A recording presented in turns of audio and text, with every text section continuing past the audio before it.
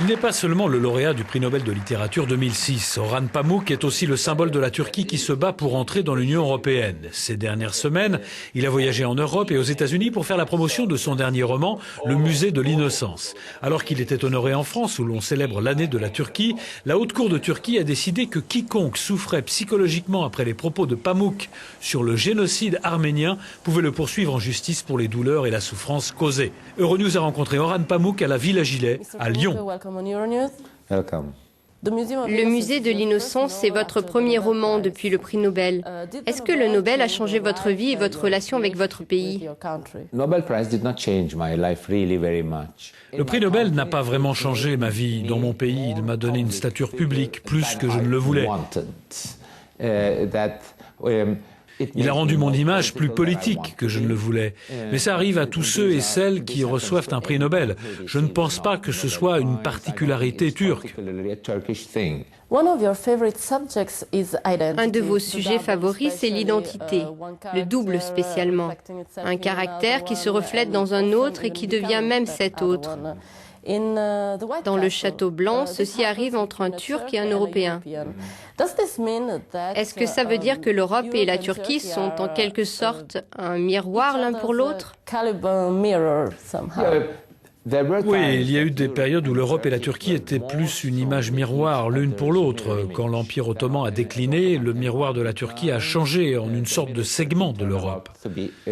Mais pour en revenir au sujet de l'identité, tous mes romans traitent de l'identité peut-être, mais quand j'ai commencé à les écrire, comme Le Château Blanc et même les romans précédents, l'identité n'était pas encore un mot à la mode dans les universités et parmi les journalistes. The identity was not a fashionable word among the academics, among the journalists. Mais d'un autre côté, depuis que la Turquie vit une histoire mouvementée, des questions d'identité se posent, comme sommes-nous des Orientaux ou des Occidentaux? Quelles sont nos racines? Géographiquement et culturellement, nous sommes les deux, à l'Est et à l'Ouest. Ce qu'on appelle les problèmes identitaires sont apparus aux Turcs dans la politique, la culture. Chaque chose est basée sur la rhétorique de l'identité. Dans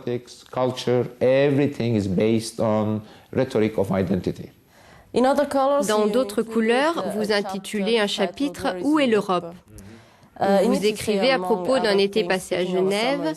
La première fois que j'ai entendu les cloches des églises, je ne me suis pas sentie en Europe, mais en chrétienté. L'Europe est-elle un club chrétien? Si l'Europe est un club chrétien basé sur le nationalisme et la chrétienté, alors la Turquie n'a pas sa place en Europe. Mais si l'Europe est basée sur la liberté, l'égalité, la fraternité, alors la Turquie a sa place. Mais dans un sens, la Turquie est aujourd'hui l'image de l'Europe qui se reflète dans le miroir.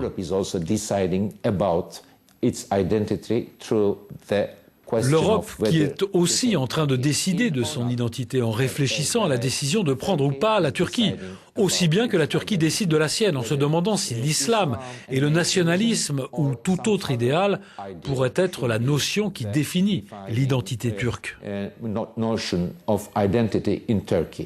Donc, pensez-vous que l'expression « entrée interdite » est écrite sur la porte de l'Europe? Actuellement, malheureusement, il y a un petit quelque chose d'une entrée interdite dans les relations turco-européennes. En 2005, les relations avec l'Europe étaient très prometteuses pour la Turquie. Et puis, quelques conservateurs comme Sarkozy, Angela Merkel, l'Autriche, divers pays européens ont rejeté la Turquie pendant que l'Espagne, l'Italie, l'Angleterre et d'autres puissances en Europe affirmaient leur volonté de voir la Turquie dans l'Union européenne. Une moitié de l'Union européenne ouvrait les portes et l'autre moitié les fermait. Et les deux se battaient au sein du club, comme vous l'appelez. À l'extérieur, les Turcs se battaient aussi, Quelques Turcs, démocrates, libéraux, quelques cercles d'affaires, les minorités, les Kurdes de Turquie et le peuple turc, la majorité du peuple turc, voulaient adhérer à l'Union européenne. Alors que d'autres forces, malheureusement, quelques secteurs de l'armée turque, quelques groupes mafieux très habiles pour tuer les gens, quelques journaux et des groupes de médias, divers fanatiques et ultranationalistes résistaient, complotaient et menaient différentes actions pour bloquer l'entrée de la Turquie dans l'Europe. Fanatics and ultranationalists were resisting and plotting and doing things to block Turkey's entry to Europe. What happened now is what I see is that ce qui arrive maintenant, ce que je vois, c'est que l'Europe et la Turquie étant accaparées par leur identité, il y a comme une pause, un arrêt. L'enthousiasme s'est un peu éteint maintenant.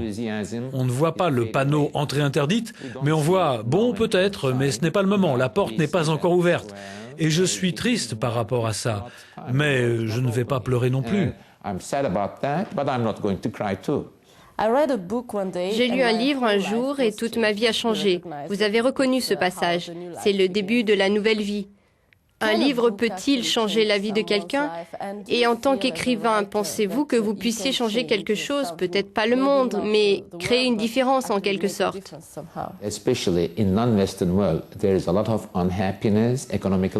Particulièrement dans le monde non occidental, il y a beaucoup de mécontentement économique, des pressions politiques et des attentes apocalyptiques de ce millénaire.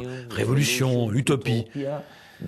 Alors les gens lisent des livres comme ça, avec enthousiasme, pour que le livre vous donne la clé du monde et que vous changiez ce monde.